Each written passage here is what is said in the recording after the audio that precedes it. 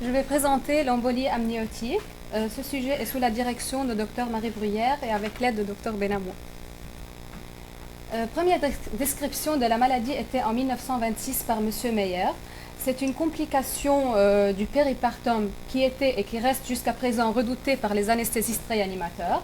C'est un modèle de pathologie qui est dangereux, rare, sévère, dont la littérature est de très faible qualité. Donc c'est une maladie qui est non connue, imprévisible, et les incertitudes et controverses restent persistantes. En ce qui concerne l'indice de la maladie, l'incidence de la maladie, l'incidence est très variable. En Europe, on parle d'une incidence de 2 sur 100 000, alors qu'en Amérique, on parle d'une incidence qui est entre 6, 7 et 8 sur 100 000. Et cela est probablement dû au fait que les études européennes sont plutôt des études prospectives, basées sur des critères de diagnostic plus affinés, alors que les études américaines sont plutôt basées sur des études rétrospectives et la base de données est plutôt hospitalière. Pour la mortalité, un rapport est sorti en novembre 2017 par Moreau et al. Sur la mortalité maternelle par embolie amniotique sur une période entre 2010 et 2012 en France. Ils ont trouvé 24 cas de décès maternels avec une incidence à 1 sur 100 000 naissances vivantes.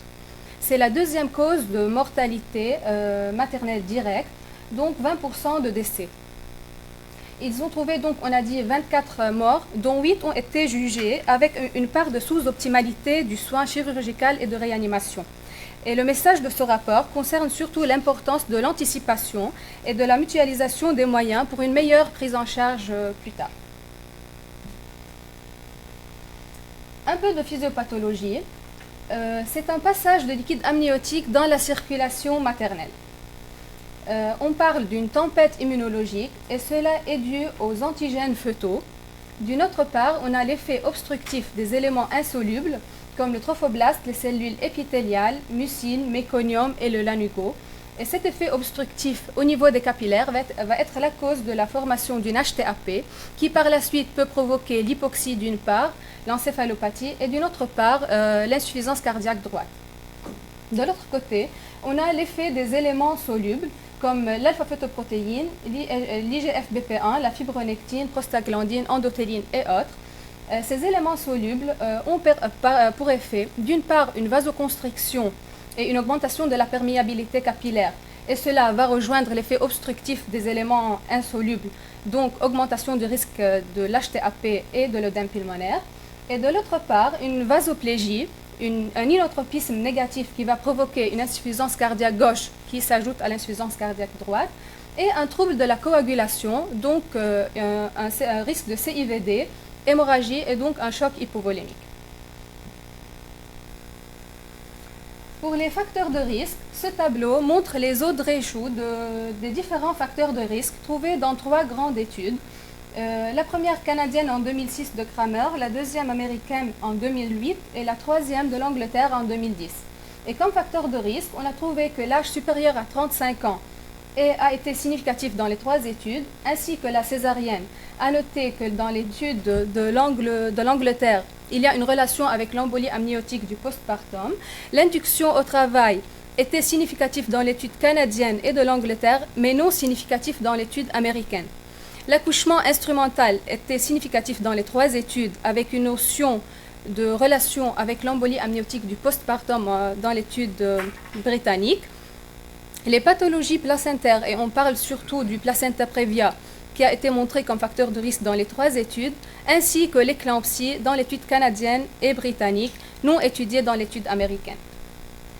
On peut ajouter à ça que plusieurs auteurs anglais disent que les femmes d'ethnie africaine ont un pronostic beaucoup plus péjoratif, ainsi qu'ils décrivent la grossesse gémellaire comme facteur de risque dans plusieurs études. Pour la présentation clinique, une étude est sortie en 2017 dans le journal de recherche clinique et diagnostic. Cette étude avait pour but d'évaluer la concordance ou l'accord entre les critères japonais pour l'embolie amniotique par rapport aux critères américains et aux critères britanniques. C'est une étude observationnelle rétrospective sur une période qui s'étend de 2005 à 2012 26 patientes ont été prises comme suspicion d'embolie amniotique et qui étaient enregistrées dans la Société d'obstétrique et de gynécologie de Kinki au Japon. Juste une petite définition sur les 3 critères différents pour le diagnostic de l'embolie amniotique. Pour les critères américains, c'est plutôt une hypotension aiguë ou un arrêt cardiaque, hypoxie aiguë, coagulopathie, et qui apparaissent pendant ou dans les 30 minutes qui suivent un accouchement, une évacuation ou une dilatation en absence de toute autre cause. Alors que dans les critères britanniques, c'est en absence de toute autre cause sûrement, un état de choc maternel, mais il exclut toutes les femmes qui présentent l'hémorragie maternelle comme première manifestation de la maladie. Sinon, le diagnostic par autopsie sûrement après la mort. Dans les critères japonais, ces symptômes peuvent apparaître durant la grossesse, mais ils parlent d'une période qui peut s'étendre jusqu'à 12 heures après l'accouchement. Pour la même symptomatologie, non expliquée par d'autres maladies, mais la coagulopathie due aux étiologies évidentes est aussi exclue. Et qu'est-ce qu'on a trouvé? On a trouvé que 18 femmes, au total, ont été diagnostiquées selon les critères japonais, alors que seulement 10 selon les critères américains et 13 selon les critères britanniques. Au total, 38,9% ont reçu un diagnostic d'embolie amniotique selon les 3 critères à la fois. Ce qui montre une concordance ou un accord qui est plutôt modéré.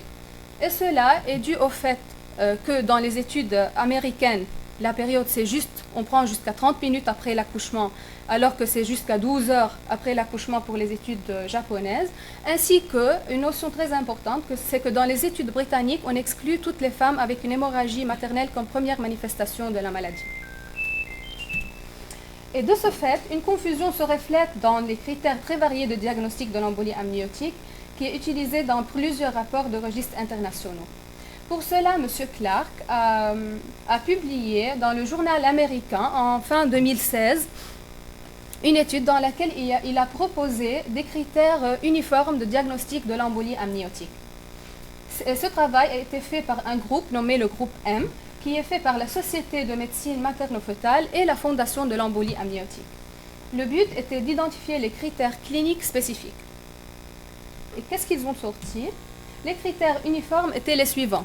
Un arrêt cardio-respiratoire brutal, ou bien une hypotension avec une pression systolique inférieure à 90, une détresse respiratoire définie par une dyspnée, cyanose ou une saturation inférieure à 90, associée à un CIVD dont les signes cliniques initiaux, selon les critères de la Société internationale de thrombose et d'hémostase, modifiés pour le contexte de la grossesse, apparition en cours du travail ou juste dans les 30 minutes après la délivrance, et absence de fièvre. Ce critère a été ajouté pour le fait de différencier l'embolie amniotique du sepsis qui a la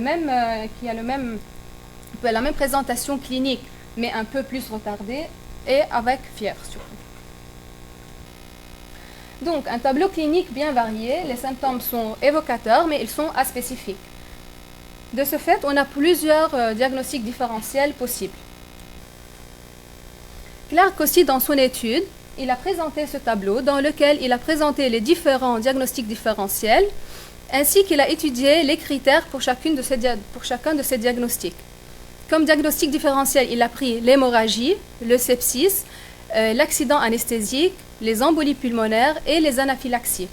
Il a trouvé que les hypotensions, hypoxies étaient trouvées dans tous les diagnostics. La coagulopathie, surtout dans l'embolie amniotique, mais aussi présente dans l'hémorragie, après une hémorragie massive et dans le sepsis. Un début brutal dans les embolies amniotiques, dans les accidents suite à un produit anesthésique, dans les chocs anaphylactiques et les embolies pulmonaires. La fièvre, comme on a dit, elle est juste présente dans le sepsis. Et un antécédent comme une chorioamniotite avant un sepsis ou l'utilisation d'un médicament avant un choc anaphylactique ou une administration d'un produit anesthésique. Revenons à une autre étude. C'est une revue en fait sur 10 ans qui a étudié surtout l'embolie amniotique atypique. C'est une étude rétrospective de janvier 2004 jusqu'à décembre 2013, qui a pris en charge 53 cas identifiés d'embolie amniotique selon les critères de Clark. La base de données, c'est le Centre de contrôle des maladies de la ville de Suzhou. Et dans cette étude, parmi les 53 cas, on a juste pris 4 cas comme étant diagnostiqués d'embolie amniotique atypique. Cela est basé sur le fait que, ou bien l'embolie amniotique, elle est apparue après les 30 minutes qui suivent l'accouchement, ou bien elle est basée comme première manifestation une hémorragie maternelle, et on a eu une fibrinolyse comme premier critère sur la biologie. Et pour les 4 femmes, on a trouvé ici un saignement vaginal qui a suivi l'accouchement avec une fibrinolyse sévère, puis CIVD, HTAP à l'échographie. La deuxième femme aussi un saignement soudain, 3 heures après un accouchement voix basse, avec une fibrinolyse. La troisième femme, un saignement vaginal sans caillot immédiatement après l'accouchement, suivi d'une hypotension et d'un arrêt cardiaque avec des plaquettes à 29 000 et une fibrinolyse. Et la quatrième aussi, un saignement soudain et une hypotension 2 heures après l'accouchement voix basse, avec des plaquettes à 51 000 et une fibrinolyse. Donc, l'embolie amniotique est dite retardée si elle apparaît plus que 30 minutes après l'accouchement. Cette variante, elle constitue 7,5% du total des embolies amniotiques. La principale présentation atypique est l'hémorragie dans la période du péripartum. L'hyperfibrinolyse est la présentation en laboratoire précoce. Et il faut toujours faire attention aux symptômes prémonitoires tels l'essoufflement, douleur thoracique, sensation de froid, de détresse, de panique, sensation de nausée et vomissant qu'on ne doit pas voir généralement chez la femme 30 ou 1 heure ou 2 heures après l'accouchement. Elle doit être bien. Et donc, comme les critères cliniques sont très variés, on a intérêt à un marqueur biologique spécifique. De là, je vais parler de l'étude qui est bien célèbre de l'IGFBP1. Dans le diagnostic de l'embolie amniotique. C'est une étude de case control sur la période de 2004 à 2009 sur 13 centres en France et le diagnostic a été basé sur les critères britanniques. On a au total 45 patients dont 25 faisaient le groupe de l'embolie amniotique et 20 faisaient le groupe de non-embolie amniotique. Et dans ce groupe-là, on a mis un peu de tous les diagnostics différentiels. Donc on a mis des hémorragies du postpartum, des anaphylaxies, des embolies pulmonaires, des sepsis et même des femmes qui ont eu un travail normal. Et comme résultat, dans ce tableau, on voit le taux d'IGFBP1 dans les différents groupes et on remarque pour le groupe de l'embolie amniotique, on a une élévation du taux d'IGFBP1 entre 500 ml qui peut arriver à 1500 fois la normale, alors que dans le groupe non-embolie amniotique, dans le groupe hémorragie du postpartum, grossesse normale, non compliquée et embolie pulmonaire, on a des taux qui sont très bas et avec une différence bien significative avec les différents groupes. Donc la protéine liant le facteur de croissance analogue à l'insuline est considérée comme un marqueur protéique spécifique du liquide amniotique. La concentration peut être 500 à 1000 fois supérieure à celle du plasma normal. Les résultats suggèrent que ce biomarqueur il est précieux et peut être utilisé pour le diagnostic de l'embolie amniotique. Donc, le dosage de l'IGFBP1 doit être fait le plus tôt possible et même dès la première heure. Et cela pour le fait que suite aux hémorragies massives, on a besoin de beaucoup de transfusions, beaucoup de remplissage. Le taux d'IGFBP1 peut être diminué par dilution. Dans les études, on parle aussi des dosages de l'alpha-phétoprotéine. Un petit mot, c'est uniquement présent dans le liquide amniotique. Plusieurs prélèvements sont nécessaires. Il faut observer la cinétique qui doit être en ascension, mais la sensibilité et la spécificité jusqu'à présent, elle est non connue. En ce qui concerne les recherches de cellules amniotiques dans le sang maternel et dans le liquide de lavage broncho-alvéolaire, on a toujours un problème de sensibilité et de spécificité. De 1, la distinction de ces cellules fœtales par rapport à celles maternelles est très délicate. Deuxièmement, il y a beaucoup d'études qui ont montré que les cellules squameuses fœtales peuvent être présentées dans la circulation maternelle, même en absence d'embolie amniotique. Le dosage de la triplase plasmatique, il est inutile pour le diagnostic d'embolie amniotique. Par contre, il est intéressant pour pouvoir éliminer le choc anaphylactique ou une intoxication aux anesthésiques locaux. Pour la prise en charge, jusqu'à nos jours, la prise en charge de l'embolie amniotique, elle est symptomatique, multidisciplinaire, précoce et agressive. Devant toute suspicion d'embolie amniotique, il ne faut pas hésiter à appeler les anesthésistes réanimateurs, obstétriciens, néonatologues. Devant une défaillance hémodynamique et respiratoire, pensez à l'extraction fœtale.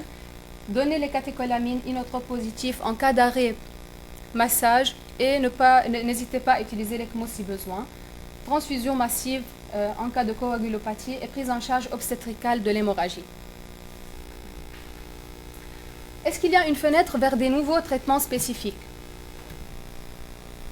Une étude de cas, elle a été publiée en 2018 sur le concentré de l'inhibiteur de C1 estérase dans le traitement de l'embolie amniotique. Cette étude n'est pas la première de ce genre, c'est la deuxième qui a été publiée. Celle d'avant, c'était en 2015, elle est basée sur le même principe. Ils ont pris une femme de 32 ans, G1P0, 38 semaines d'aménorrhée, qui s'est présentée pour une pré-éclampsie sévère. On a donné du magnésium pour prévenir l'éclampsie et une césarienne a été faite en urgence. Le bilan préopératoire, il était normal. Césarienne finie, utérus bien tonique, rien de spécial. La femme, elle est sortie avec une tension artérielle à 15,9 à peu près. Une demi-heure pré-op, on remarque un saignement à 180 grammes. Avec un début de chute de la tension, on a donné de l'ocytocine, on a augmenté le remplissage. Une heure après, chute tensionnelle jusqu'à 9,5 à peu près, avec 70 grammes de saignement, colloïdes donnés et prostaglandine donnée, pour essayer de stabiliser la patiente. Et un bilan a été pris en ce moment, qui trouve une hémoglobine à 6,5, des plaquettes qui chutent, un bilan de crasse qui devient perturbé, fibrinogène qui chute à 92 mg par décilitre. La perte de sang totale après la césarienne était de 300 grammes, l'utérus est devenu atone, le fundus était à 5 cm au-dessus de l'ombilic. Suspicion de CIVD sur une probable embolie amniotique. À H+2, on avait déjà une patiente qui est stable, mais soudain, le niveau de conscience commence à diminuer avec un Glasgow Coma Scale qui descend à 10. Les cryoprécipités sont déjà en cours. 5 minutes plus tard, une chute tensionnelle sévère. On a commencé la transfusion de 2 kg et de 2 PFC et ils ont donné 1000 unités d'inhibiteurs de la C1. Et ils ont remarqué après qu'il y a un arrêt de saignement, l'utérus il est devenu bien tonique, le Glasgow Coma Scale score il est devenu à 15 et la tension artérielle un peu ajustée. Le concentré peut améliorer rapidement les signes vitaux et l'utérus atonique détérioré suite à une embolie amniotique et peut réduire la quantité totale de transfusion. Il est contenu dans le PFC, mais le concentré, on peut l'utiliser beaucoup plus tôt avec des volumes beaucoup plus faibles et peut être conservé pour des durées beaucoup plus longues. Pour terminer, un aide cognitif qui est pris de la SPHAR du novembre 2017 devant toute embolie amniotique, devant toute suspicion d'embolie amniotique, donc une détresse respiratoire, convulsion, collapsus cardiovasculaire, CIVD et hémorragie, le contexte en péripartum et même si c'est en dehors du travail, s'il y a un geste sur l'utérus, un traumatisme, un geste sur le col, n'hésitez pas à appeler l'aide. Les réanimateurs, anesthésistes, les IAD, obstétriciens, pédiatres, sages-femmes, chariot d'urgence prêt, matériel de ventilation aussi, discuter une extraction fœtale selon le terme et la gravité, si arrêt cardiaque, débuter le massage selon le protocole. Sur le plan respiratoire, oxygénation, bonne ventilation 10 à 15 litres, intubé si nécessaire, masque laryngé si échec. Sur le plan cardiaque, on peut faire une écho-cœur pour détecter une HTAP, NO si besoin, un remplissage plus ou moins amine et ECMO si besoin. Pour l'hémorragie et le CIVD, faire la transfusion massive selon le protocole et transférer en réanimation. Si décès, réaliser une autopsie. Si hystérectomie, envoyer la pièce en anapathe. Pensez toujours aux différents diagnostics différentiels. Pour les prélèvements, 2 tubes EDTA mauve, il faut les remplir 12 heures après la suspicion, jusqu'à 12 heures après la suspicion d'embolie amniotique. Et le plus tôt possible, c'est mieux. Pour le dosage biochimique de la tryptase d'IGF-BP1, on fait jusqu'à présence la recherche de cellules amniotiques malgré le manque de sensibilité et de spécificité. Ainsi que pour le lavage broncho-alvéolaire, on le fait toujours si possible si la patiente elle est intubée. Et donc, les 2 tubes doivent être envoyés à Lille, à Lyon, pardon, et le rapport il est déjà dans les services de la maternité, le kit il est déjà présent, tout prêt, on peut l'utiliser. Comme point essentiel, pensez à l'embolie amniotique devant des signes prémonitoires en contexte d'accouchement ou de rupture de membrane, avoir à disposition la procédure de diagnostic biologique, rassembler les ressources et appel à l'aide, comprendre et faire comprendre le niveau d'urgence et redouter de toute coagulopathie massive de cause inconnue. Merci.